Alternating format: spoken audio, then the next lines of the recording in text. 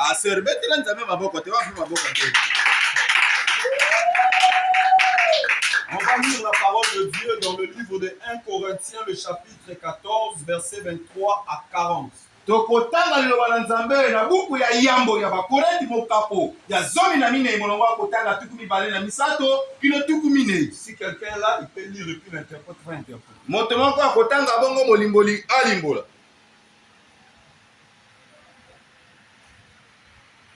C'est bon? Moto azikuna. Si donc, Soki bongo dans une assemblée de l'église entière, na kati na bosangani ya eklese ya mobimba tous parlent en langue banso bakoloba nkota et qu'il survienne des hommes du peuple mpe bongo ekomi bongo na bato ya ekolo ou des non-croyants, to mpe oyo bandima te ne diront-ils pas que vous êtes fous? bakoloba te ke bino bozali maboma?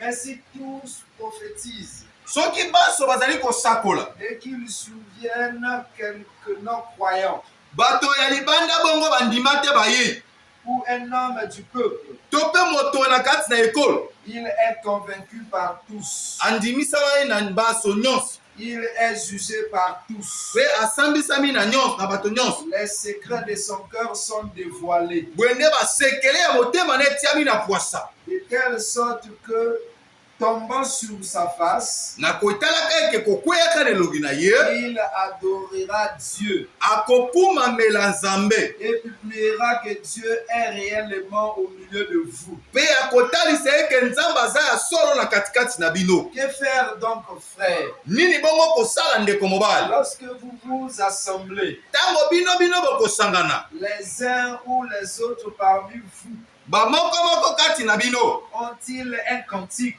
bazali bongo na loyembo une instruction, bwende epesamelo une révélation, bwe lilako une langue, bwe elobe nkota une interprétation? bongo bolimboli Que tout se fasse pour l'édification. nyonso esalema mpo na bolendisi.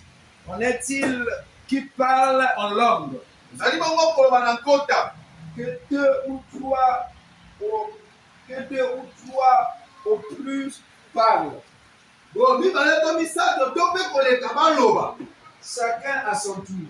moto na ntango na Et ye que quelqu'un interprète. ete moko alimbola. S'il n'y a point d'interprète, soki molimboli azangi qu'on se taise dans l'église. bafanda kinga na eklesi Et qu'on parle à soi-même et à Dieu. oloba bongo na yo moko mpe na nzambe Ce qui concerne les prophètes, nawe etali basakoli que deux ou trois parlent, ebi mibale misato baloba et que les autres jugent. misusu basambisa. Et si un autre qui est assis à une révélation, soki moko avandi kati na lilako et le premier se taise, ete ya liboso afanda kinya car vous pouvez tous prophétiser successivement, bino nyonso bokoki kopesa sango na bolandisami afin que tous soient instruits et que tous soient exemptés. po ete bato nyonso bongo batiama lokola toli mpe nyonso balendisama. Les esprits des prophètes sont soumis aux prophètes, milimo ya basakoli etotisami na basakoli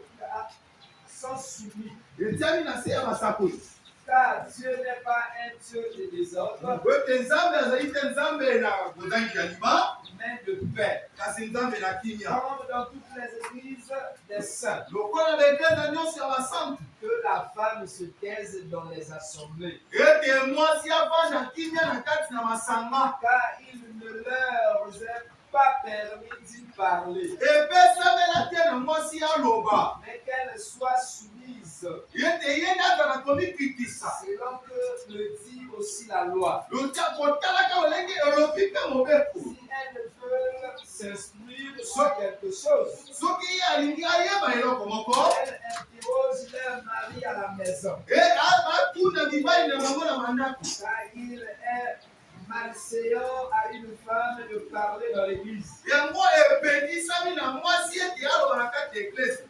Est-ce de ce jour que la